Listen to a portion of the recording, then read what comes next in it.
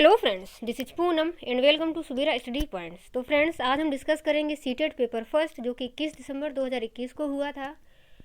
तो चलिए फ्रेंड्स शुरू करते हैं। इसके अलावा आप लोग जो सीटेट में सबसे ज़्यादा इम्पोर्टेंट है वो है कि क्वेश्चन को सही से पढ़ें, क्योंकि जब आप लोग क्वेश्चन को सही से पढ़ते हैं तो उत्तर को देने में ज़्यादा से ज़्यादा सक्षम हो पाते हैं। यहाँ पर पहला क्वेश्चन है, इनमें से कौन सा विकास का सिद्धांत नहीं है। तो सबसे पहले तो ये ध्यान रखिए कि इसमें विकास का सिद्धांत नहीं पूछा गया है, यानी कि कौन सा विकास का सिद्धांत नहीं है। पहला ऑप्शन है, विकास एक धारणीय और एक आयामी होता है, जो कि बिल्कुल ही गलत है, क्योंकि विकास बहुआयामी होता है और इसमें नहीं वाला ही पूछा है। तो ऑप्शन हमारा फर्स्ट नंबर ही सही हो जाएगा। और इसके अलावा जो अगला ऑप्शन है, विकास ऊपर से नीचे और केंद्र से बाहर की ओर होता है, ये बिल्कुल ही सही है, क्योंकि जो विकास है वो सर से पैर की तरफ होता है। यानी कि जो एक छोटा बच्चा होता है सबसे पहले अपने सिर को संभालना सीखता है, उसके बाद गर्दन को संभालता है, फिर मतलब धीरे धीरे बाद में चलना सीखता है, यानी कि उसके जो पैर हैं सबसे लास्ट में विकसित होते हैं। और विकास आनुवंशिकता और संपोषण से प्रभावित होता है, ये भी सही है, क्योंकि जो हमारा विकास होता है वो आनुवंशिकता और संपोषण दोनों से ही प्रभावित होता है। इसके अलावा विकास जो होता है वो सामाजिक सांस्कृतिक परिप्रेक्ष्य में होता है, यानी कि जैसे समाज में हम रहते हैं या फिर जैसी भी हमारी संस्कृति होती है उसी हिसाब से हमारा विकास भी होता है। तो ये सारी चीज़ें सही हैं, बट इसमें नहीं पूछा है कौन सा विकास का सिद्धांत नहीं है, तो ये सारी चीज़ें गलत हो जाएंगी और ऑप्शन हमारा फर्स्ट नंबर सही हो जाएगा। उसके बाद अगला क्वेश्चन है, शीर्षगामी सिद्धांत विकास के किस क्षेत्र पर लागू होता है।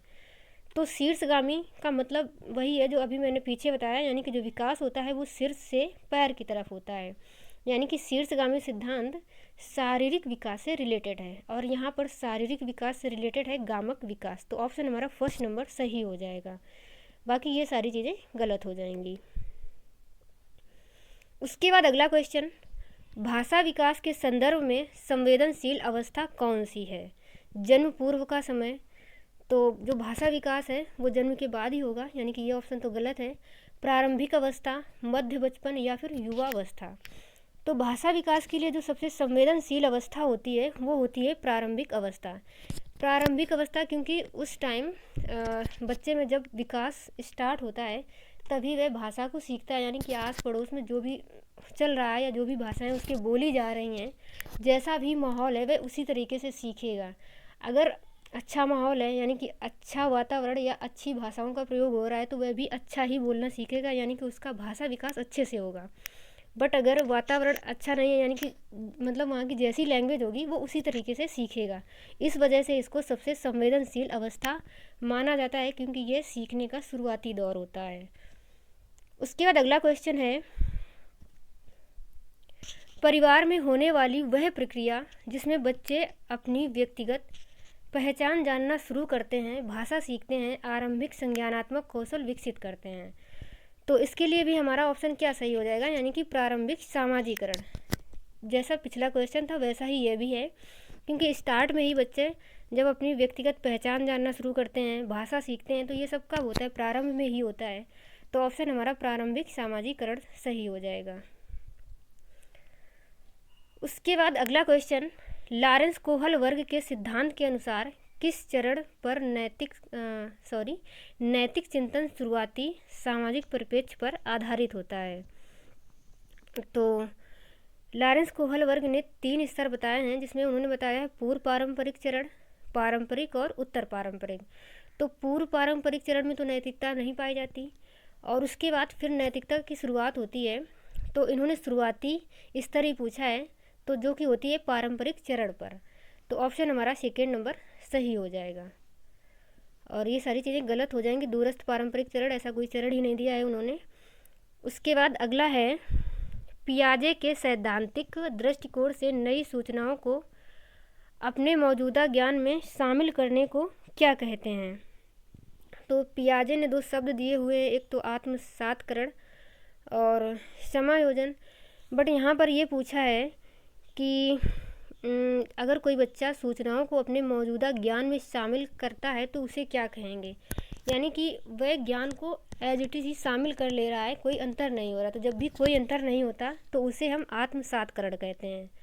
ऑप्शन हमारा ये वाला सही हो जाएगा।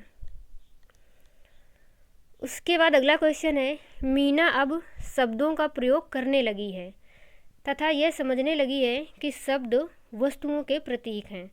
अब तर्क करने लगी है परंतु प्रत्ययों का संरक्षण और क्रमबद्धता नहीं कर पाती। मीना पियाजे के संज्ञानात्मक विकास की किस अवस्था पर है? यानी कि मीना एक बच्ची है जो कि शब्दों का प्रयोग करती है, मतलब शब्दों को समझने लगी है, प्रयोग करने लगी है, और वह ये भी जानने लगी है कि जो शब्द हैं वो वस्तुओं के प्रतीक हैं। यानी कि जैसे जैसे हम शब्दों को बोलते हैं तो वो किसी न किसी वस्तु का प्रतीक ही होते हैं। यानी कि जैसे शब्द बोला गया तो अगर हम उस चीज़ को जानते हैं तो वो इमेज हमारे मस्तिष्क में बन जाता है। तो ये सारी चीज़ें वह समझने लगी है, लेकिन फिर भी अभी वह क्रमबद्ध नहीं, मतलब क्रमबद्धता और संरक्षण का उसमें अभाव पाया जाता है। तो वह पियाजे के संज्ञानात्मक विकास की किस अवस्था पर है? तो ऐसी कंडीशन होती है पूर्व संक्रियात्मक अवस्था में। यानी कि वह चीज़ों को, शब्दों को, वस्तुओं को जानने तो लगती है बट उसमें क्रमबद्धता नहीं होती, यानी कि अभी उसे क्रम का ज्ञान नहीं होता, छोटा बड़ा इस तरीके से, और संरक्षण का भी अभाव पाया जाता है। तो ऑप्शन हमारा फर्स्ट नंबर सही हो जाएगा। उसके बाद अगला है, समीपस्थ विकास के क्षेत्र का संप्रत्यय किसने प्रतिपादित किया है? तो ये तो आसान सा क्वेश्चन है कि समीपस्थ विकास क्षेत्र जो दिया है वो दिया है लेव वाइगोस्की ने। तो ऑप्शन हमारा 4 नंबर सही हो जाएगा। उसके बाद अगला क्वेश्चन है, कौन सा कथन लेव वाइगोस्की के मूल सिद्धांत को सही मायने में दर्शाता है? अधिगम एक अंतर्मन प्रक्रिया है, अधिगम एक सामाजिक प्रक्रिया है, उत्पत्ति मूलक क्रमादेश है, या फिर अधिगम एक अक्रमबद्ध प्रक्रिया है जिसके 4 चरण हैं। सबसे पहले तो ये ध्यान रखेंगे कि यहाँ पर लेव वाइगोस्की के हिसाब से पूछा गया है। तो ये जो लास्ट वाला ऑप्शन है कि अधिगम एक अक्रमबद्ध प्रक्रिया है जिसके 4 चरण होते हैं, तो ये बात तो पियाजे के हिसाब से है, क्योंकि उन्होंने विकास के 4 चरण दिए हैं और उन्होंने ही अक्रमबद्ध माना है। बट अगर हम वाइगोस्की की बात करें तो इन्होंने सामाजिक संस्कृति को ज़्यादा महत्व दिया है। तो इनके हिसाब से हमारा ऑप्शन 2 नंबर सही हो जाएगा। यानी कि अधिगम जो है वो एक सामाजिक प्रक्रिया है, बच्चा जो है वो समाज से इंटरेक्ट करके सीखता है। उसके बाद अगला क्वेश्चन है, एक प्रगतिशील कक्षा में कौन सा विकल्प सार्थक शिक्षण को बढ़ावा देने के लिए व्यक्तिगत अधिगम विधि का उदाहरण है? तो ऑप्शन दिए हैं, निरंतर व्यक्तिगत प्रतियोगिताओं का आयोजन करना, ये गलत है। दंड का प्रयोग, ये भी गलत है क्योंकि दंड का प्रयोग नहीं करना है। एक रूपी मानकीकृत पाठचर्या बना देना, ये भी गलत है। और लास्ट में है, केवल अधिगम का मूल्यांकन के स्थान पर अधिगम के लिए मूल्यांकन पर बल देना। तो ऑप्शन हमारा ये वाला सही हो जाएगा। और उसके बाद आगे है, निम्नलिखित में से कौन सा विकास सिद्धांत इस बात का समर्थन करता है कि बच्चे में संज्ञानात्मक विकास सांकेतिक भाषा विकास का पूर्वगामी है? पियाजे का संज्ञानात्मक विकास का सिद्धांत, या फिर वाइगोस्की का सामाजिक सांस्कृतिक सिद्धांत, या एरिक्सन का मनोवैज्ञानिक सामाजिक सिद्धांत, या फिर लास्ट में है वेंडूरा का सामाजिक अधिगम सिद्धांत। तो संज्ञानात्मक विकास सांकेतिक भाषा विकास का पूर्वगामी है, यानी कि संज्ञानात्मक विकास बच्चे का पहले होता है, भाषा विकास बाद में होता है, ऐसा कहा है पियाजे ने। तो ऑप्शन हमारा सही हो जाएगा फर्स्ट नंबर। उसके बाद अगला क्वेश्चन है, जेंडर रूढ़वादिता को रोकने के लिए एक अध्याय द्वारा कक्षा में प्रयोग की जाने वाली कौन सी विधि उचित नहीं है? यहाँ पर भी उचित नहीं है ये पूछा गया है, यानी कि कौन सा वाला नहीं है ये पूछा गया है। जेंडर पक्षपात को चुनौती देना, और कक्षा में बालक बालिकाओं को अलग अलग बैठाने की व्यवस्था, या फिर जेंडर भेदभाव पर चर्चा करना, या ऐसे उदाहरणों का प्रयोग करना जिनमें लड़के और लड़कियां गैर परंपरावादी भूमिकाओं में दिखाई दें। तो यहाँ पर जेंडर रूढ़वादिता को रोकने के लिए यदि हम जेंडर पक्षपात को चुनौती दे रहे हैं तो ये बात सही हो जाएगी, क्योंकि अगर हमें जेंडर रूढ़वादिता रोकनी है, ख़त्म करनी है, तो हमें उसे चुनौती देनी होगी और भेदभाव पर चर्चा भी करनी होगी। इसके अलावा हमें कुछ ऐसे उदाहरण भी प्रस्तुत करने होंगे जिसमें लड़के और लड़कियां गैर परंपरावादी भूमिकाओं में दिखाई दें। कहने का मतलब ये है कि सामान्यतः ऐसा देखा जाता है लड़कियां ही घर के काम काज करती हैं और लड़के बाहर का काम। तो अगर हम गैर परंपरावादी, ये एक परंपरा चली आ रही, बट अगर इसको हम तोड़ करके ऐसे दिखाएं कि लड़के भी घर के काम काज करते हैं, यानी कि वो भी कर सकते हैं, और उन्हें मतलब घर के काम काज करते हुए दिखाया जाए, और लड़कियों को बाहरी कामों के लिए दिखाया जाए, तो इससे भी जो जेंडर रूढ़वादिता है वो ख़त्म होगी। तो ये तीनों चीज़ें ही गलत हो जाएंगी, क्योंकि इसमें पूछा गया है कौन सा नहीं है। तो ऑप्शन हमारा सेकेंड नंबर सही हो जाएगा, यानी कि कक्षा में बालक बालिकाओं को अगर हम अलग बैठाने की व्यवस्था करते हैं तो ये जेंडर रूढ़वादिता को बढ़ावा दे रहा है। और इसमें यही पूछा गया है कि जेंडर रूढ़वादिता को रोकने के लिए कौन सी उचित प्रक्रिया नहीं है, तो ये वाली प्रक्रिया उचित नहीं है, यानी कि ऑप्शन हमारा सेकेंड नंबर सही हो जाएगा। उसके बाद अगला क्वेश्चन है, पारो अपने पिता की बढ़ई की दुकान में उनकी सहायता करती है, जहाँ पर वह लकड़ी के ब्लॉक यानी कि जो लकड़ी के टुकड़े होते हैं उनको अपने पिता द्वारा सिखाई गई विधि से सफलतापूर्वक मापती है। उसे हाल ही में EWS स्कीम के अंतर्गत एक पब्लिक विद्यालय में प्रवेश मिलता है, यानी कि जो भी आर्थिक रूप से पिछड़े बालक होते हैं उनको एक स्कीम के तहत उसे एक प्राइवेट स्कूल में एडमिशन मिल जाता है, जहाँ पर वह शैक्षिक अपेक्षाओं खासकर गणित की क्रियाओं का मतलब उसे सामना करना पड़ता है, तो उसमें वह असमर्थ है। इस स्थिति में अध्यापक को क्या करना चाहिए, यहाँ पर ये पूछा गया है। तो पहला ऑप्शन है, पारो को कहना चाहिए कि उसमें पढ़ने की क्षमता नहीं है, जो कि बिल्कुल भी गलत है, क्योंकि जब वह अन्य कार्यों को कर रही है तो पढ़ने की क्षमता उसमें क्यों नहीं, जब उसे पढ़ाया जाएगा तो वह पढ़ सकेगी। तो ये ऑप्शन हमारा गलत है। पारो को परीक्षाएं देनी चाहिए और दोहराव व वेदन को बढ़ावा देना चाहिए, ये भी गलत है, क्योंकि सिर्फ परीक्षाएं देने से कुछ नहीं होगा। और अगला है, पाठ्यक्रम और अध्ययन सामग्री को पारो के लिए प्रासंगिक बनाना चाहिए और पारो द्वारा विद्यालय के बाहर सीखे गए गणितीय अनुभवों का समावेशन करना चाहिए। तो ये वाला ऑप्शन एकदम सही हो जाएगा, क्योंकि जब वह पढ़ने आई है तो पाठ्यक्रम और अध्ययन सामग्री को उसके लिए हमें प्रासंगिक बनाना है, और उसने जो कुछ भी बाहर सीखा है विद्यालय के बाहर उसके अनुभवों को भी हमें स्कूल में साझा करना है, उसको सम्मिलित करना है। और लास्ट वाला जो ऑप्शन है, पारो को घर पर सीखे ज्ञान को स्कूल से ज्ञान से पृथक रखने के लिए कहना चाहिए। तो ऐसा बिल्कुल ही नहीं करना है, क्योंकि जब भी हम बच्चों को सिखा रहे हैं तो उसके जो मतलब जीवन से रिलेटेड ही सिखाना है। तो जो कुछ भी उसने घर पे सीखा है, बाहर सीखा, कहीं भी सीखा है, और जो वह स्कूल में सीख रही है उसको हम अलग अलग नहीं करेंगे, यानी कि ऑप्शन हमारा थर्ड नंबर सही हो जाएगा। उसके बाद अगला क्वेश्चन है, ध्वनि लय और शब्दों के अर्थ के प्रति सचेतना किस बुद्धि के मूल हैं, अंतर्वैयक्तिक, अंतरावैयक्तिक या फिर भाषिक या स्थानिक।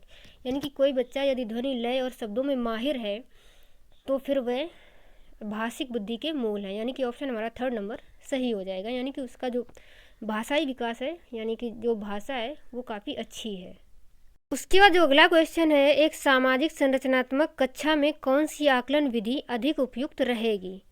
ऑप्शन दिए हुए हैं, सहयोगी प्रायोजित कार्य, एक शब्दोत्तर वाले वस्तुपरक प्रश्न, मानक परीक्षण या फिर मात्र स्मरण पर आधारित परीक्षा। तो हमें स्मरण पर जोर नहीं देना, ये गलत हो जाएगा, ये वाला भी गलत हो जाएगा। और एक शब्दोत्तर वाले प्रश्न ये भी गलत है, यानी कि एक शब्दों वाले अगर प्रश्न से हम करवा रहे हैं तो ये भी एक तरीके से रटना ही होगा। तो ऑप्शन हमारा पहला वाला सही हो जाएगा, यानी कि सहयोगी प्रायोजित कार्य। उसके बाद जो हमारा अगला क्वेश्चन है, सतत और व्यापक मूल्यांकन में सतत से क्या अभिप्राय है। अध्यापन के दौरान विभिन्न उपकरणों का प्रयोग करते हुए छात्रों के साथ साथ मूल्यांकन करना एवं उनकी सहायता करना। और अगला ऑप्शन है, अंकों, ग्रेड व अन्य प्रकार से छात्रों की उपलब्धि की सतत तुलना करना। तुलना नहीं करनी है, ये वाला ऑप्शन गलत हो जाएगा। निश्चित अंतराल पर पूरे शैक्षणिक वर्ष में औपचारिक पेपर पेंसिल परीक्षा लेना। समय समय पर बच्चों के स्मरण और प्रत्यावहन की योग्यता का मापन करना, यानी कि हमें स्मरण पर जोर नहीं देना है, तो ये वाला ऑप्शन भी हमारा गलत हो जाएगा। और सतत का मतलब यहाँ पर पूछा गया है, इसलिए ये वाला भी गलत हो जाएगा, क्योंकि पूरे वर्ष के अंत में अगर हम परीक्षा ले रहे हैं तो फिर वह सतत नहीं कहलाएगा। सतत का मतलब होता है कंटिन्यू किसी चीज़ को करना, मतलब करते रहना। तो ऑप्शन हमारा फर्स्ट नंबर सही हो जाएगा कि जब एक शिक्षक बच्चों को पढ़ा रहा है तो पढ़ाने के दौरान ही कई तरीके से वह उसका मूल्यांकन कर रहा है, और यदि उन्हें कुछ समस्याएं आ रही हैं तो वह उनकी सहायता भी करना। तो ऑप्शन हमारा ये वाला सही हो जाएगा। उसके बाद अगला क्वेश्चन है, शिक्षार्थियों को किस प्रकार के लक्ष्य निर्धारित करने के लिए प्रोत्साहित किया जाना चाहिए? प्रवीणता अभिमुखी लक्ष्य, असफलता से बचने वाले लक्ष्य, या फिर असफलता स्वीकार लक्ष्य, या आत्म पराजित लक्ष्य। तो यहाँ पर ये पूछा गया है कि विद्यार्थियों को किस प्रकार के लक्ष्य निर्धारित करने के लिए हमें उन्हें प्रोत्साहित करना है। तो असफलता से बचने वाले लक्ष्य, इसके लिए प्रोत्साहित नहीं करना है, क्योंकि मतलब असफलता से बचना ऐसा हमें उन्हें नहीं सिखाना है, क्योंकि अगर हम कुछ करने जा रहे हैं तो असफलताएं भी आएंगी, आ सकती हैं, तो उन चीज़ों से हमें डरना नहीं है, यानी कि ये चीज़ हम उन्हें नहीं सिखाएंगे। असफलता स्वीकार लक्ष्य, इसका मतलब ये है कि हम कुछ करने जा रहे हैं तो हम अपना ऐसा लक्ष्य लेकर नहीं चलेंगे कि नहीं हमें असफल ही होना है एक तरीके से, तो ये वाला भी गलत हो जाएगा। या फिर आत्म पराजित, यानी कि खुद को ही पराजित करना ऐसा लक्ष्य, तो ये वाला ऑप्शन भी गलत हो जाएगा। तो हमारा जो ऑप्शन सही है वो सही होगा प्रवीणता अभिमुखी लक्ष्य, यानी कि उन्हें किसी भी चीज़ में प्रवीण बनाना या पारंगत बनाना, यानी कि उन्हें कुछ भी सीखने के लिए प्रोत्साहित करना, भले ही वो असफल हो रहे हैं या उनसे कुछ भी त्रुटियां हो रही हैं तो कोई दिक्कत नहीं है, बट हमें उन्हें प्रोत्साहित करना है कुछ भी चीज़ सीखने के लिए, यानी कि हमें उनको प्रवीण बनाना है किसी भी चीज़ में। तो ऑप्शन हमारा फर्स्ट नंबर सही हो जाएगा। उसके बाद जो अगला क्वेश्चन है, निम्न में से कौन सा समावेशन का नियम है? विभेदन, मानकीकृत अनुदेशन, व्यक्तिगत भिन्नताओं को स्वीकार करना, पृथक्करण और नामांकित करना। तो समावेशन का मतलब होता है सम्मिलित करना, तो विभेदन वाला गलत हो जाएगा, क्योंकि भेदभाव कर रहे हैं तो उसमें फिर यही हो जाएगा कि अगर भेदभाव करेंगे तो फिर हम अलग अलग भी करेंगे, तो ये ऑप्शन गलत। मानकीकृत अनुदेशन ये भी गलत है, और पृथक्करण का मतलब भी अलग होता है, तो ये वाला ऑप्शन भी हमारा गलत हो जाएगा, यानी कि ऑप्शन हमारा थर्ड नंबर सही हो जाएगा, क्योंकि व्यक्तिगत भिन्नताओं को स्वीकार करने से मतलब है कि बच्चों में जो भी भिन्नताएं हैं वो होने के बावजूद भी हमें उनको एक साथ सम्मिलित करना है, यानी कि समावेशित करना है, और फिर उन्हें शिक्षा उपलब्ध करवानी है। तो ऑप्शन हमारा थर्ड नंबर सही हो जाएगा। अगला क्वेश्चन है, एक बच्चा जो आंशिक रूप से देख सकता है उसे, यानी कि उसे जो है देखने में थोड़ी सी समस्या आती है, तो ऐसी कंडीशन में क्या करना है? घर पर शिक्षा प्राप्त करने के लिए प्रेरित करना चाहिए, उसे एक अलग संस्थान में रखने की ज़रूरत है, समावेशी प्रावधानों का पालन करने वाले नियमित स्कूल में जाना चाहिए, और बिना किसी विशेष प्रावधान वाले नियमित स्कूल में डाल देना चाहिए ताकि उसकी स्थितियों से जूझने की क्षमता विकसित हो।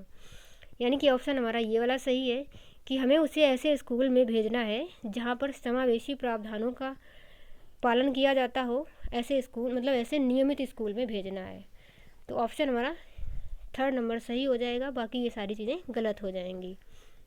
उसके बाद जो अगला क्वेश्चन है, निम्न में से कौन सी शिक्षा प्रणाली कक्षा में सृजनात्मकता में सहायक होगी?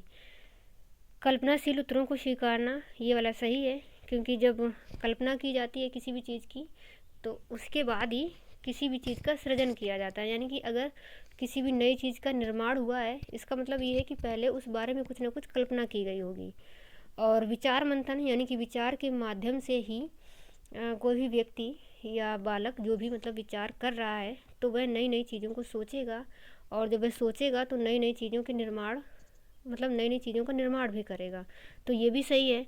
अभिसारी चिंतन पर बल देना, तो ये वाला गलत है, क्योंकि अभिसारी चिंतन सही नहीं होगा, क्योंकि अगर हमें जो सृजनात्मक सोच होती है वो अपसारी चिंतन पर बल देने से होती है, यानी कि अपसारी चिंतन के माध्यम से हम नई नई चीज़ों को सोचते हैं।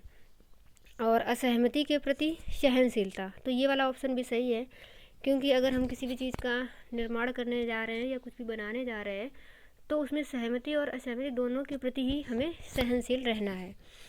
तो यहाँ पर पूछा है कि सृजनात्मकता में कौन सी सहायक होगी, तो ये तीनों ऑप्शन हमारे सही हो जाएंगे, इसलिए ऑप्शन हमारा सही होगा फर्स्ट, सेकेंड और फोर्थ नंबर, यानी कि फोर्थ वाला ऑप्शन सही हो जाएगा। उसके बाद अगला क्वेश्चन है, एक स्वैर चिंतन आत्मविमोह वाले छात्र जो आयोजित सत्र की सामूहिक क्रियाकलापों को करने में कठिनाई का सामना कर रहा है, तो उसकी सहायता करने के लिए निम्नलिखित में से कौन सी विधि समावेशी दृष्टिकोण के अनुरूप नहीं है? पहला ऑप्शन है सामूहिक कार्यों के दौरान उपयुक्त प्रत्यक्ष और लिखित सामग्री देना, ये सही है। बच्चे को कम शोर वाले विश्रांत वातावरण में युग्मों में कार्य करने की अनुमति देना, बच्चे को विशिष्ट स्कूल में भेजना और सामान्य कक्षा में प्रतिकारी ट्यूटर की मदद लेना, ये भी सही है। क्योंकि जो बच्चा है वो सामूहिक क्रियाकलापों में कठिनाई महसूस कर रहा है, तो सामान्य कक्षा में ही हम अगर उसकी थोड़ी बहुत हेल्प कर देंगे तो ये सही होगा। और सामूहिक कार्य के दौरान ही उपयुक्त मतलब उसके लिए प्रत्यक्ष और लिखित सामग्री उपलब्ध करवा देना, या फिर बच्चे को कम शोर वाले विश्रांत वातावरण में युग्मों में कार्य करने की अनुमति देना, और बच्चे को विशिष्ट स्कूल में भेजना, ये वाला गलत हो जाएगा क्योंकि वह पहले ही सामूहिक क्रियाकलापों में कठिनाई महसूस कर रहा है। अगर उसे विशिष्ट विद्यालय में भेज दिया जाएगा तो इस समस्या का हल नहीं होगा और बल्कि ये समस्या बढ़ जाएगी। तो ऑप्शन हमारा तीसरा वाला यानी कि बच्चे को विशिष्ट स्कूल में भेजना, ये वाला सही हो जाएगा। उसके बाद अगला क्वेश्चन है, एक प्राथमिक कक्षा में शिक्षक को छात्रों को प्रश्न पूछने के लिए प्रोत्साहित करना चाहिए, हतोत्साहित नहीं करना है, और कभी भी अनुमति नहीं देनी चाहिए, सजा देनी चाहिए। यानी कि एक जो छात्र है तो कक्षा में एक शिक्षक को उस छात्र को प्रश्न पूछने के लिए हमें प्रोत्साहित करना है। अगला क्वेश्चन है, कथन दिया हुआ है, विद्यालयों को छात्रों में पाठ्य पुस्तकों को याद करके पुनः उगल देने की योग्यता के स्थान पर उनमें अपनी आवाज़ उठाने, जिज्ञासा शांत करने, क्रियाशील होने, प्रश्न पूछने के बाद विवाद करने, समूह में कार्य करने की योग्यता विकसित करनी चाहिए। और फिर कारण दिया हुआ है, क्योंकि जो अधिगम का स्वरूप होता है वह क्रियाशील एवं सामाजिक है। अब हमें बताना है कि ए और आर दोनों सही हैं या फिर आर सही व्याख्या करता है ए की। तो ए ये बोल रहा है कि जो विद्यालय में छात्र होते हैं उन्हें कुछ भी पढ़ाया गया है तो उन्हें वैसा ही बता देने के स्थान पर, मतलब जैसा जैसा उन्हें सिखाया गया है वैसा ही वे रट कर बता दें, इसके स्थान पर हमें क्या करना है कि उन्हें अपनी आवाज़ उठाने, जिज्ञासा को शांत करने और उन्हें क्रियाशील रहने के लिए तथा प्रश्न पूछने और वाद विवाद करने तथा समूह में कार्य करने की योग्यता विकसित करनी है। और इसके लिए उन्होंने रीज़न दिया है क्योंकि जो अधिगम होता है वो क्रियाशील और सामाजिक है। तो जो कथन है वो भी सही है और उसका कारण भी सही है, क्योंकि जो अधिगम का स्वरूप है वो क्रियाशील और सामाजिक है। तो ऑप्शन हमारा फर्स्ट नंबर सही हो जाएगा कि ए और आर दोनों ही सही हैं और जो आर है वो ए की सही व्याख्या कर रहा है।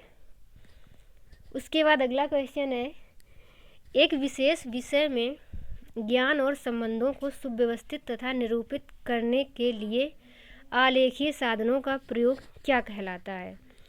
तो ऑप्शन दिए हैं, खंड, अग्रवर्ती आयोजक, स्मृति सहायक, संकल्पना मानचित्र।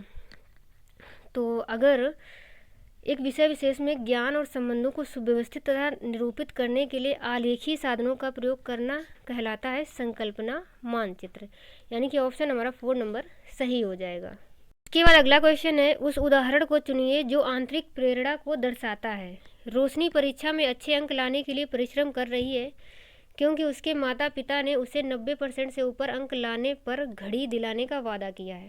तो ये ऑप्शन गलत हो जाएगा क्योंकि वह आंतरिक रूप से प्रेरित नहीं है बल्कि बाह्य रूप से प्रेरित है, यानी कि वह घड़ी के लालच में काफ़ी ज़्यादा मेहनत कर रही है। उसके बाद अगला ऑप्शन है, रूमी अपना गृह कार्य पूरा कर रहा है क्योंकि उसके माता पिता फिर उसे टीवी देखने देंगे। तो ये ऑप्शन भी गलत है। एंड अगला है, रोमा बहुत सी पुस्तकें पढ़ रही है क्योंकि रीडिंग स्टार बोर्ड पर अपना नाम लाकर, मतलब अपना नाम ऊपर लाकर वह अध्यापिका की प्रशंसा पानी चाहती है। तो ये ऑप्शन भी गलत हो जाएगा। एंड अगला है, अपनी परियोजना कार्य के लिए रवि विभिन्न स्रोत तलाश कर रहा है क्योंकि नई जानकारी लेने, यहाँ पर थोड़ा सा लिख नहीं पाया, इसके आगे है यहाँ पर नई जानकारी लेने में वह रुचि रखता है। तो ऑप्शन हमारा 4 नंबर ही सही है क्योंकि यहाँ पर वह बाह्य रूप से प्रेरित नहीं है बल्कि आंतरिक रूप से प्रेरित है, क्योंकि वह इसलिए काफ़ी सारी चीज़ों की तलाश करता है या फिर नए नए स्रोतों की तलाश कर रहा है क्योंकि उसकी जो रुचि है वो नई नई जानकारी लेने में है, यानी कि ऑप्शन हमारा 4 नंबर सही हो जाएगा। उसके बाद अगला है, इनमें से कौन सी नीति छात्रों को चिंता का सामना करने में सहायता नहीं देती है? पहला है छात्रों को अधिगम की प्रभावकारी और अर्थपूर्ण विधियां सिखाना, छात्रों को लघु अवधि के यथार्थवादी लक्ष्य निर्धारित करने में सहायता देना, छात्रों को अपनी चिंता की अनुभूति का स्रोत पहचानने में मदद करना, और लास्ट ऑप्शन है कक्षा में छात्रों के प्रदर्शन की एक दूसरे से तुलना करना। तो यहाँ पर ये पूछा गया है कि चिंता का सामना करने में सहायता नहीं देती है। तो अगर हम ऐसा करवाएंगे कि जो कक्षा में छात्र हैं तो छात्रों के प्रदर्शन की एक दूसरे से तुलना करेंगे तो फिर चिंता होगी। तो ये वाला ऑप्शन ही हमारा सही हो जाएगा, क्योंकि इसमें नहीं वाला पूछा है, तो जो नहीं वाला है यानी कि जो गलत है वही वाला हमारा ऑप्शन सही हो जाएगा। इसके बाद अगला क्वेश्चन है, रचिता एक गणित अध्यापिका है जो कि अपने छात्रों की भाषा कथन वाले प्रश्नों में सही प्रक्रिया पहचानने में त्रुटियों का विश्लेषण कर रही है। इसके पीछे उसका क्या उद्देश्य है? अधिक त्रुटियों वाले छात्रों को कम त्रुटियों वाले छात्रों से पृथक करना, अधिक त्रुटियों वाले छात्रों को दंड स्वरूप अधिक प्रश्न देना, त्रुटि सुधार के लिए अभ्यास वाले अधिक प्रश्न देना, एंड त्रुटियों को समझना क्योंकि वे छात्रों के चिंतन को समझने में मदद करते हैं। तो ऑप्शन हमारा यही वाला सही हो जाएगा, यानी कि वे त्रुटियों को समझ करके छात्रों के चिंतन को समझने में मदद उसे इससे मिल जाएगी। तो ऑप्शन हमारा लास्ट वाला सही हो जाएगा। इसके बाद अगला क्वेश्चन है, राष्ट्रीय शिक्षा नीति 2020 किस पर बल देती है? परीक्षा के लिए पढ़ना, स्मरण आधारित पढ़ना, वेधन और अभ्यास, संप्रत्ययी समझ। तो ऑप्शन हमारा 4 नंबर ही सही हो जाएगा, क्योंकि जो राष्ट्रीय शिक्षा नीति 2020 है वह इसी बात पर जोर देती है कि बच्चों का जो कॉन्सेप्ट है वो अच्छे से क्लियर होना चाहिए, यानी कि उन्हें अच्छे से समझ आना चाहिए। तो ऑप्शन हमारा 4 नंबर सही है। बच्चे किस शिक्षा शास्त्र द्वारा सबसे अधिक अर्थपूर्ण अधिगम करते हैं? व्याख्यान और प्रत्यक्ष अन्वेषण, पुनरावृत्त यंत्रवत अभ्यास द्वारा। ये भी गलत है, क्योंकि बच्चों से हमें इस तरीके का अभ्यास नहीं करवाना है। यंत्रवत से मतलब एकदम से मशीन की तरह इतना अभ्यास बच्चों से नहीं करवाना है।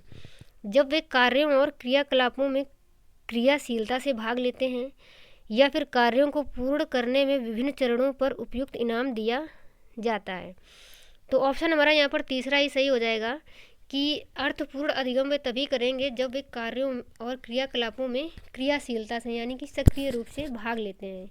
जब वे सक्रिय रहेंगे, खुद क्रियाएं करेंगे, तो ज़्यादा से ज़्यादा और अर्थपूर्ण अधिगम करेंगे। उसके बाद अगला है और लास्ट भी है, छात्रों को विभिन्न प्रकार की सामग्री का प्रावधान करवाना और उन्हें अपने अधिगम को स्वनिर्देशित करने की स्वतंत्रता देना को बढ़ावा देने की एक विधि है। यंत्रवत अधिगम, प्रतिस्पर्धात्मक अधिगम, अन्वेषित अधिगम या फिर निर्देशात्मक अधिगम। तो बच्चों को स्वनिर्देशित करने की स्वतंत्रता देना, ये हो जाएगा अन्वेषित अधिगम। यानी कि जब बच्चे, अन्वेषण का मतलब होता है खोज करना, यानी कि जब बच्चे खुद ही खोज करके चीज़ों को सीखते हैं तो वह ज़्यादा सीखते हैं, इसलिए ऑप्शन हमारा 3rd नंबर ही सही हो जाएगा। तो चलिए फ्रेंड्स, आज की वीडियो में इतना ही, और मैं आशा करती हूँ कि आप लोगों को अच्छे से समझ में आया होगा, और आगे मिलेंगे अगली वीडियो में। तब तक के लिए bye bye and take care. And इसके अलावा अगर आप लोगों को वीडियो पसंद आई है तो वीडियो को लाइक एंड शेयर कर दें, एंड चैनल को अगर सब्सक्राइब नहीं किया तो चैनल को भी सब्सक्राइब कर लें।